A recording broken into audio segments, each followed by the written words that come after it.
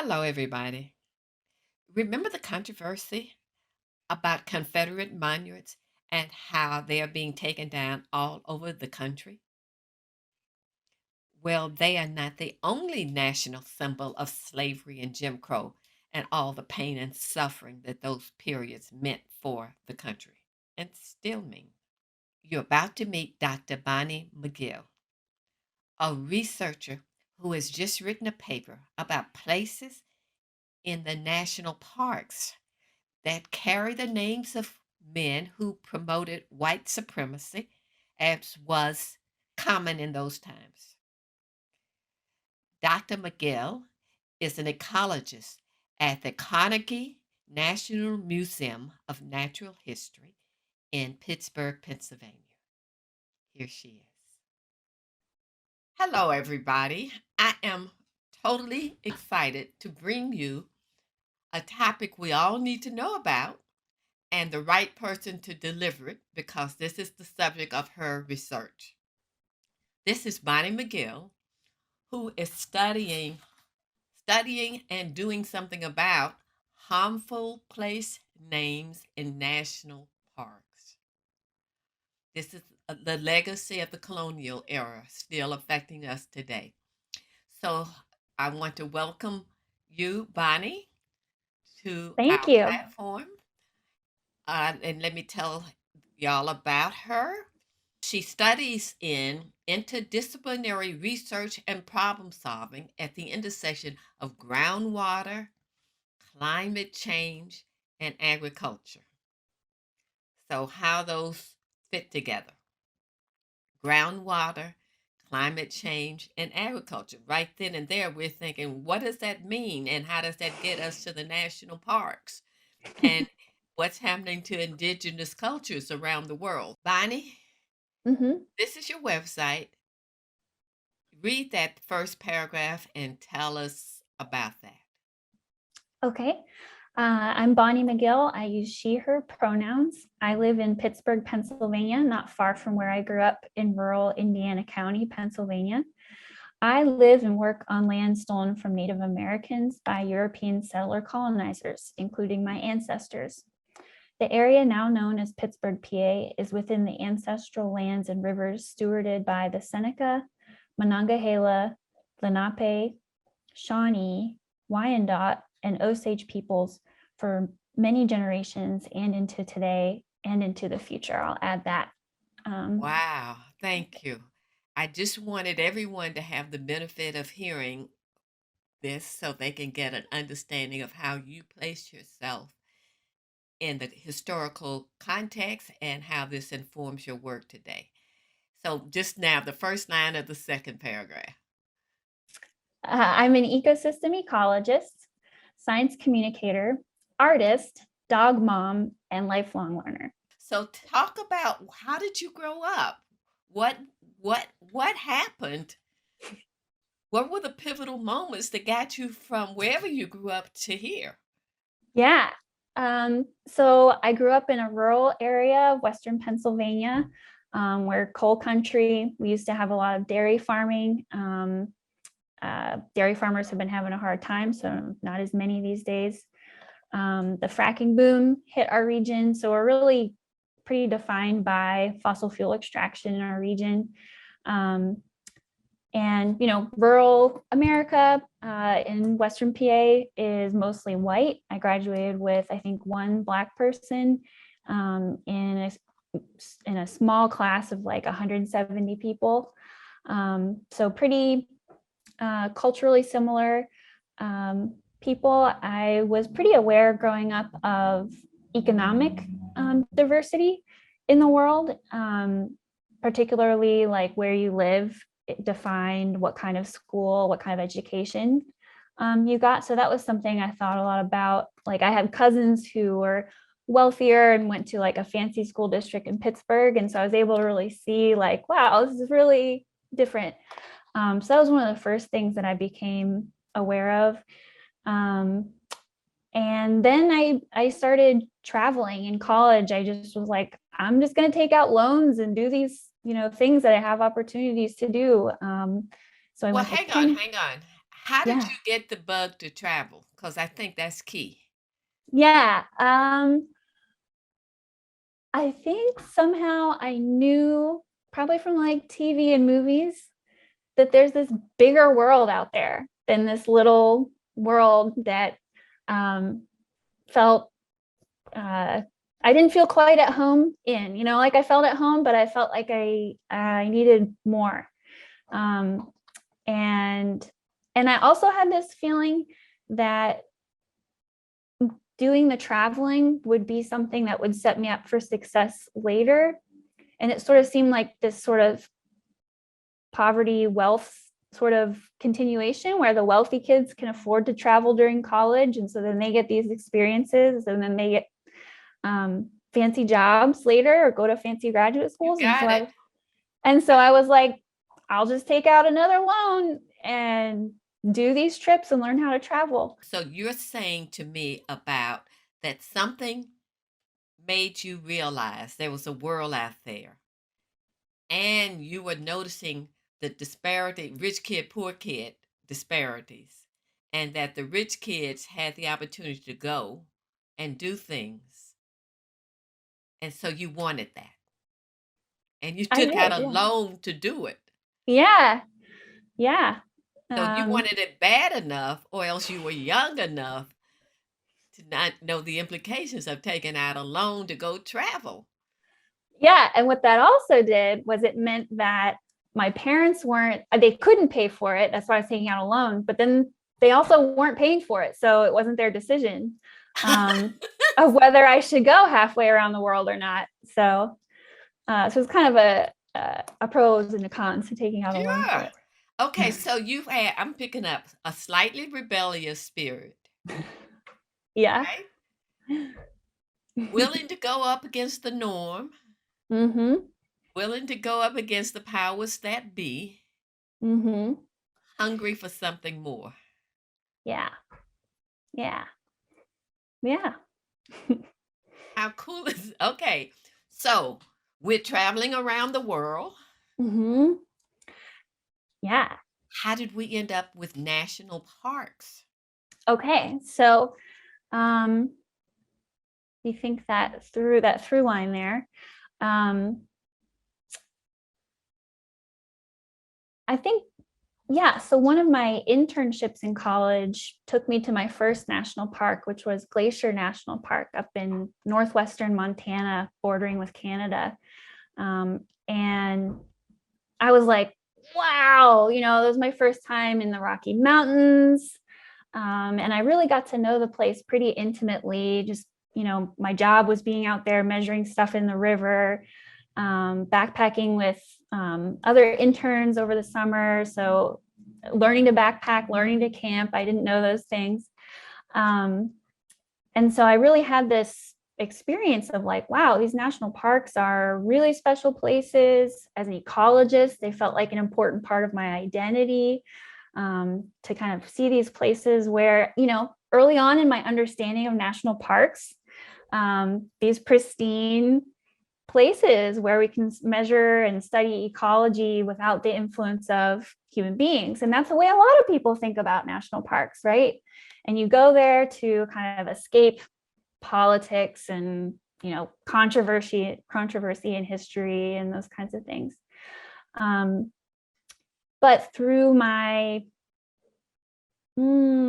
education and then through my PhD, as you said in the beginning when you introduced me, agriculture, groundwater, and climate change. Then I got after grad school this David H. Smith Conservation Research Fellowship, which put me in touch with 10 other leading conservation scholars who recently finished their PhD. And they're doing all kinds of things, like native bee conservation, understanding marine wildlife and food systems, and protecting ocean seabirds and these kinds of things. And I was sort of trying to pretend that I do conservation by working in farmlands. Trying to, I would have been an organic farmer if I had been old enough. Yeah. So, trying to broaden that definition of what is conservation. That we do conservation on working lands, not just in national parks. Wait, but hang on. How did you get interested in conservation? Yeah. Okay. So so in my PhD work, I was studying conservation on farmlands, Uh-huh. and how that impacts water quality and greenhouse gas emissions, and therefore climate change. And so when I finished my PhD, I got this fellowship that's for conservation scientists. And I'd been thinking of myself as an ecologist. And then I was like, I can kind of squeeze myself into being a conservation scientist too. And because that's what we're doing on the farmlands. You look like you want to say something. Go ahead, Yeah, I'm Jean. sitting up here thinking, so this is the second time you've just redefined yourself. Yeah, sort of. Yeah, yeah. You just Um, up and decided. I'm getting very colloquial here. You just up and decided, I think I'll be a conservationist. yeah. And it was a good fit. It wasn't much of a stretch at all. What made it a Um, good fit? well, a lot of taxpayer dollars go to support conservation on farmlands. I want to know what made it a good fit with you. Mm. Mm. I think maybe part of what it did was it allowed me to move into being a scientist with a little more of an agenda. Scientist with an agenda.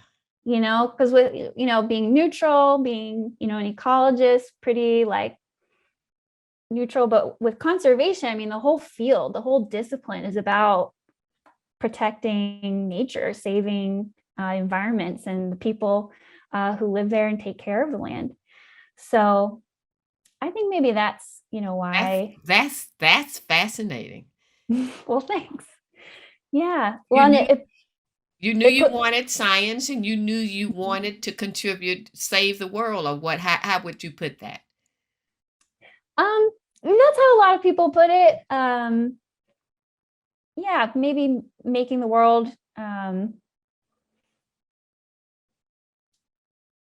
a little cleaner, a little safer, a little more equitable for people and the environment that we rely on. Yeah. Okay. Yes, exactly. It just warms my heart Oh, when I hear people, and a lot of folks are saying stuff about your generation backwards and forward. And what you're saying here is that combining science with a mission gave you a yeah. reason to get up in the morning and to Yeah. want to be on it, to want to share your work. Yeah. I mean, speaking of generations, I am technically a millennial. So uh, people can think about that when they're thinking about listening to what I have to say, I guess. Um, but yeah, I mean, the time that we're in of all this change, injustice that people are experiencing climate change and pollution differently based on where they live, what they look like, what race they are, where they work and those kinds of things. And so it's kind of hard to be in this time and be a scientist and not, be kind of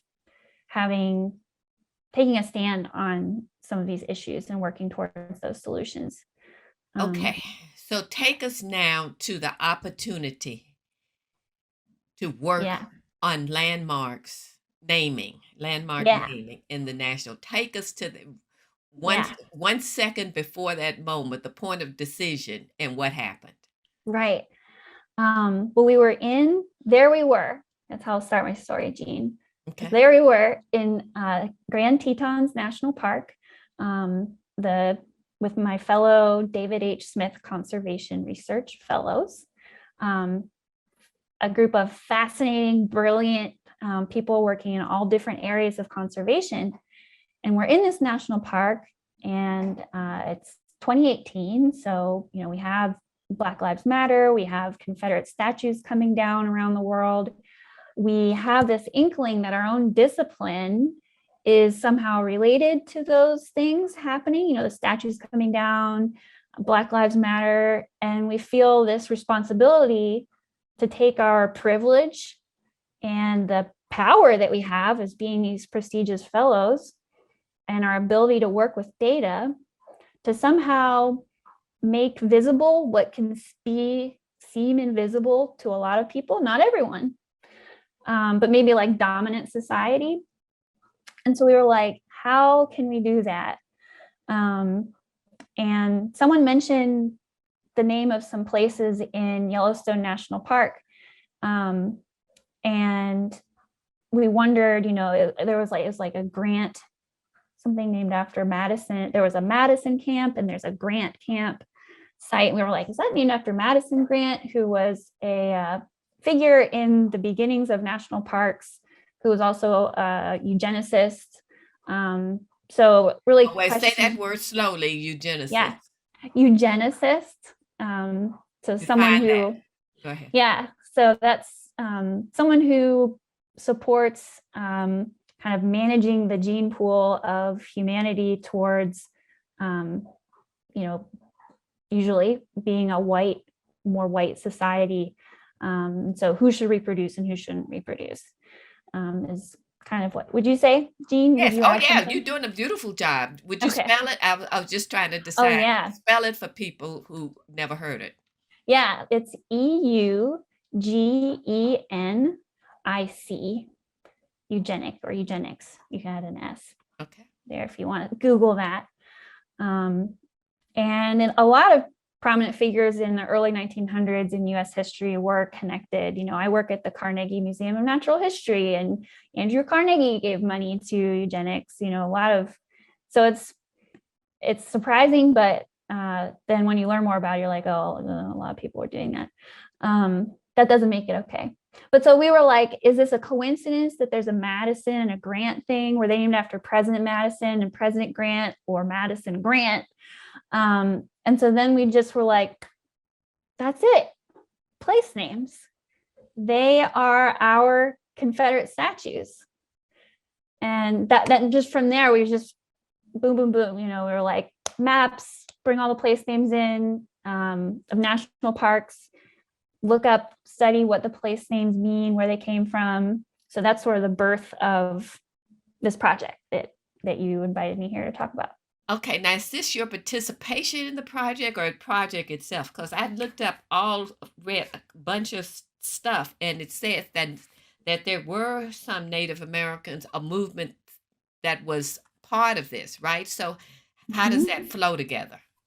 Yeah, so we knew that there were different, and as we started looking into place names, we were like, other people are doing this. They've been doing it for a long time, especially Native Americans protesting settler colonizer place names on their land. And so we were like, that's interesting.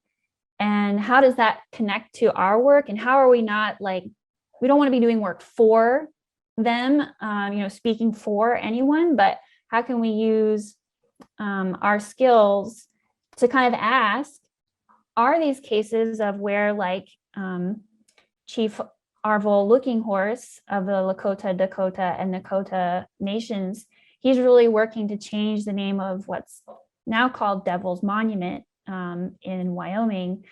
That's an offensive, derogatory name for indigenous people. Usually when you see devil used on the landscape, it's actually somehow referring to in a derogatory term to a group of people.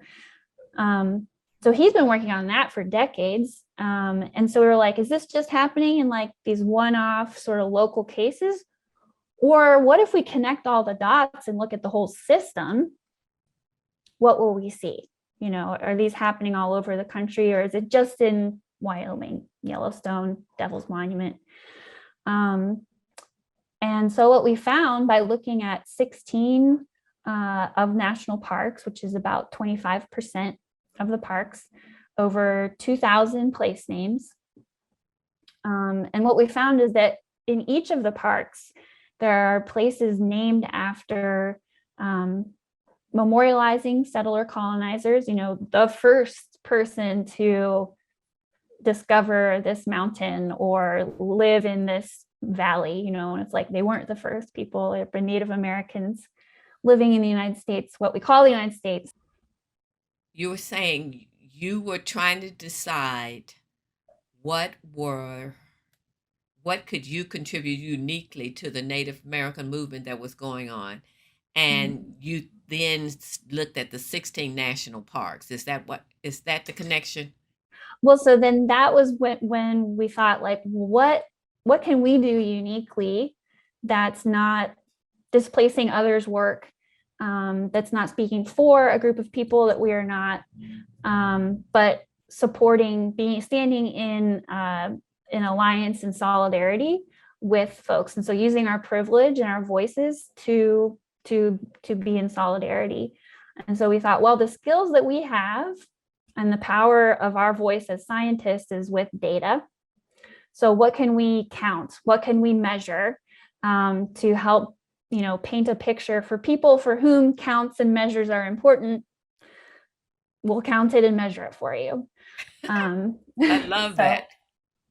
So that's what we decided to do, is to look at a subset, 16 of the national parks in the United States.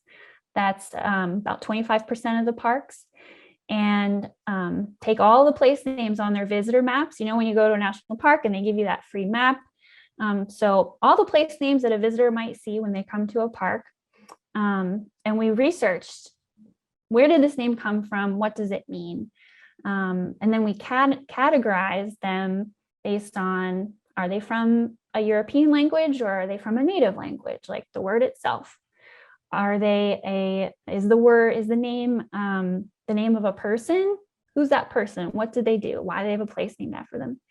Is the name a traditional indigenous place name that miraculously made it through the settler colonizer period, the dispossession of Native peoples from their lands, and kind of the mapping and making of a national park? Somehow this powerful name exists. So we found about 4.8% of the place names were these traditional indigenous place names. That's about 5%. Right. Okay. Yeah, about 5%. And so an example of that would be Denali, which was actually restored back to what was formerly called Mount McKinley. Whoa, wow. So spell Denali. Denali is Denali. Okay, so it was Denali. Then the settlers came and it became Mount McKinley. And then recently it's been back to being Denali. Denali. Yeah. Wow. That's the tallest mountain in North America.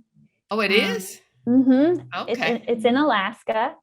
And the Athabascan peoples who live around there, they've been calling it Denali for about 10,000 years.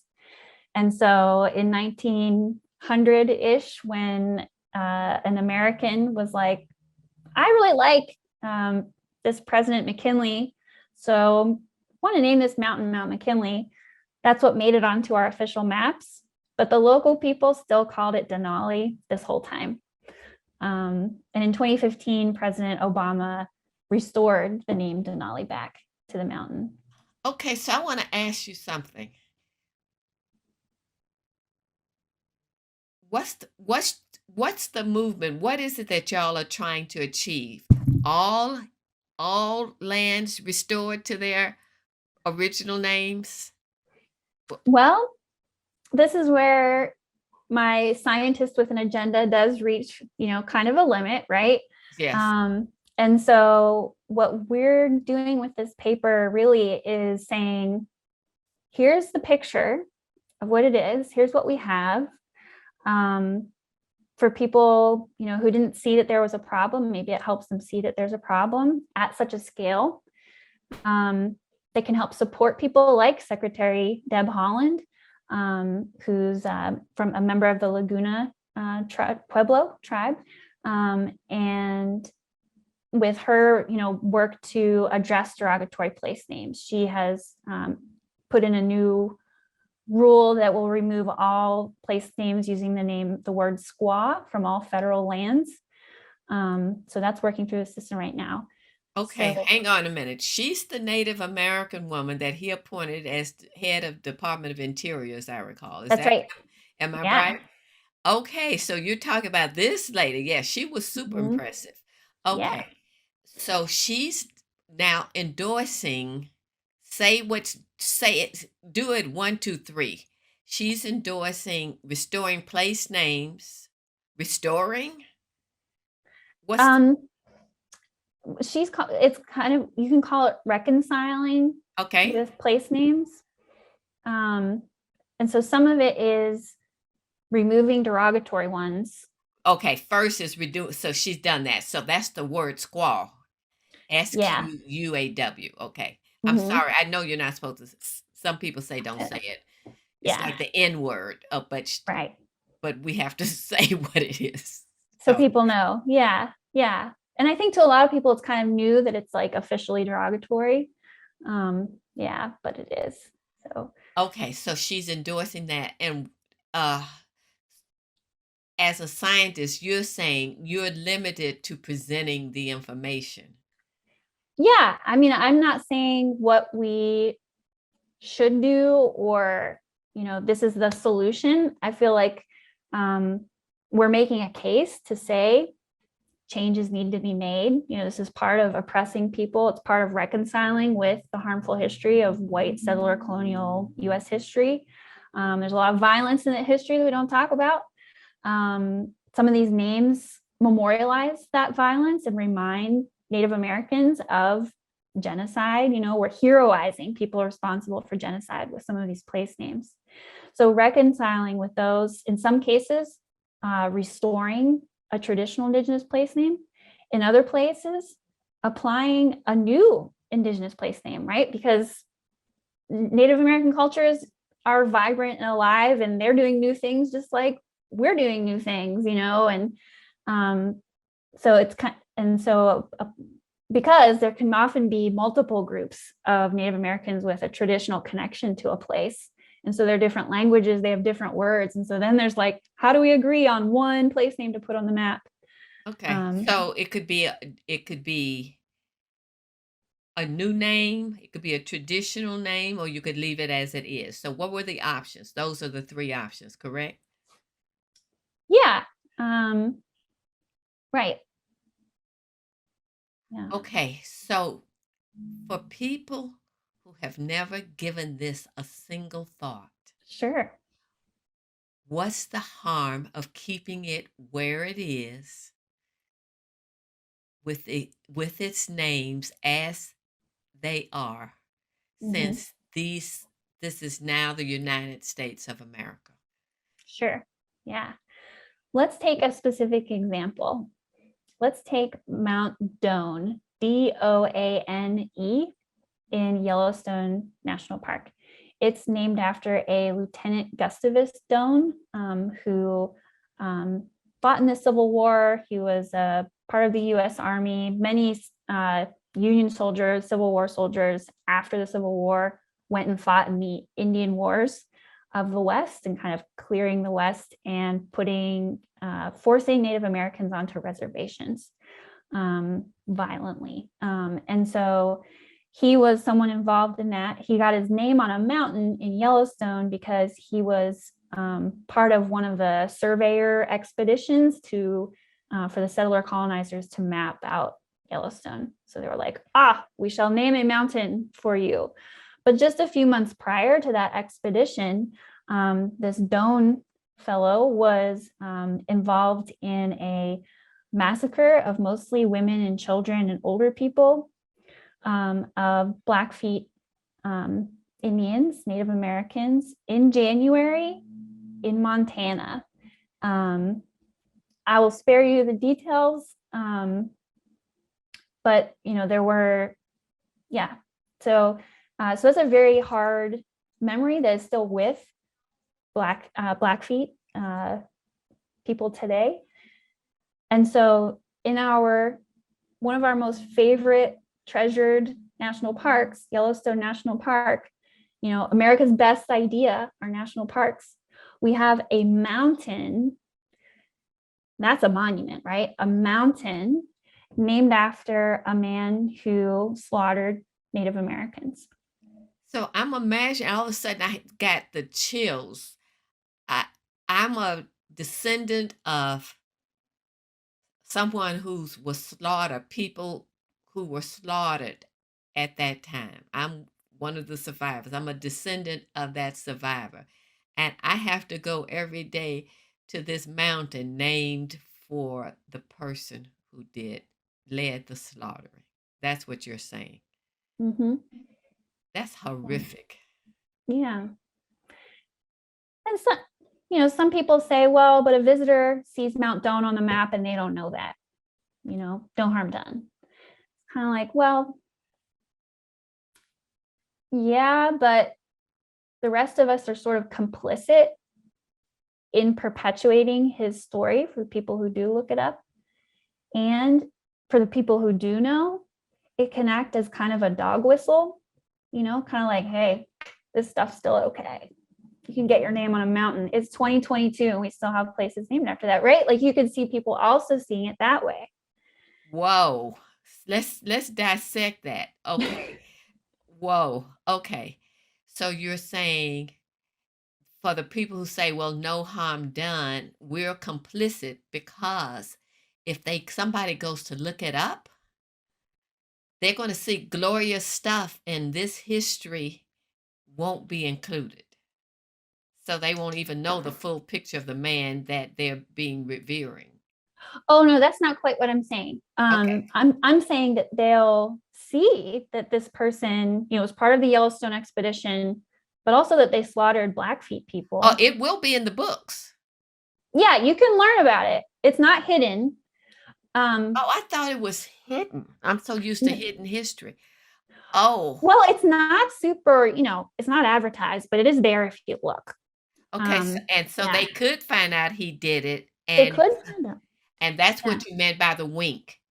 See, Yeah, the wink, the dog whistle, for people who look for, signs that there is a white supremacy, still in charge of the country, they can say, see, there's the mountain. there's just like a statue of Andrew Jackson, or trying to think of the president of the Confederacy, or that kind of thing. So You're saying something, Bonnie, that had not crossed my mind, and I'm sitting up here thinking, how could I have missed it? The Confederate monuments that are coming down. You noticed where I went with what you said was the insult to the Native Americans. So I'm in my role of the insult, right? yeah, You're saying another side of it, which had not occurred to me, that it's a dog whistle. It's telling the descendants of the slaughterers, you're okay. yeah, It's yeah, all okay. yeah. And you don't even have to be a slaughterer for it to be kind of harmful and supporting white supremacy, right? Because it's sort Sure. of like you could just have been the first rancher on this mesa, even though that mesa has maybe thousands of years worth of artifacts and structures from the ancestors of the modern Pueblo people. It's named after you, even though you just showed up here because we moved those Native Americans out of the way. So your name is on there. Like that's how easily we can squash a whole people and their history of a place. And so you talked about hidden histories. These place names are kind of part of, well, if you look at a map and you see all these European place names or even just European language place names, well, history must have started with Europeans arriving, because these places, their names start with it, there must not have been any places named here, and so, and that just feeds all these problematic narratives of about settler colonialism and kind of justifying us being here. So Well, when I think of the implications of us being here, it my mind goes fizz, and one day I might figure out how to do a blog on that. Well, this has been highly informative, and I am really, as a citizen of the world and of this country, I'm really grateful that you're doing this work. Oh, thank you, Jean. Thanks for your interest in it and letting me come on your show. Yeah, I'm just a person sitting here in Houston, Texas, and saw your article and got all excited because I keep looking for the signs. My friends, my colleagues, clients, is there any hope? And I say this the people exist. It's out there. We just have to find it. And Yeah. that's what you represent to me. Well, I'm that makes me so joyful. And actually, Texas has a lot of cool place name changes just in the last year, like 20 places that had the word Negro in their place names, because in the 70s, the US Board of Geographic Names changed all places that had the N word in them to Oh, Negro. And now people are wanting to get rid of Negro. And so in Texas, there were like 20 places that the names were changed. And it seems like they're all named after historic African American figures. So now it's kind of like reminding us of your history and contributions to society rather than, not doing that. So whoa, you mean places here in Texas went from the N word mhm. to Negro to now esteemed African American people. Yeah, yeah, Whoa, that's yeah. exciting. It is, yeah.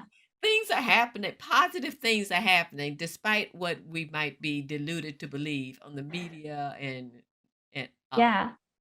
okay, so thanks, Bonnie. Any if anybody has questions, how should they contact you? Well, they can find my contact information. I guess we can put it with my website. Okay, What do yeah, you just usually? give us either a website or whatever you want to give us. Yeah. So my website is Bonnie M, as in Michael, Bonnie M .weebly.com. That's WEEBLY Okay? And .com. I will put it in the notes, but Okay. it's so, for somebody who wants to write and doesn't want to read. Yeah. I wanted you to say it. Okay. Is there any concluding thoughts for us? Um, I think, we're talking in the paper and here about federal place names, but there's a lot of work that can be done locally to address place names. And that's really an important place, an opportunity to learn more about the place you live through these place names and see how you can make place names more just in your Oh, area. okay. All right. Well, thank you kindly. Thank you, Jean. Thank you. Bye bye. Bye. Now that was fascinating. It wasn't until Bonnie explained several times the major harm of places carrying the names of white supremacists that I finally got it. The harm is the wink it gives to those who continue to endorse those attitudes today. Here I am all this time from my history in the segregated South, focusing on the pain I felt playing as a child under those monuments.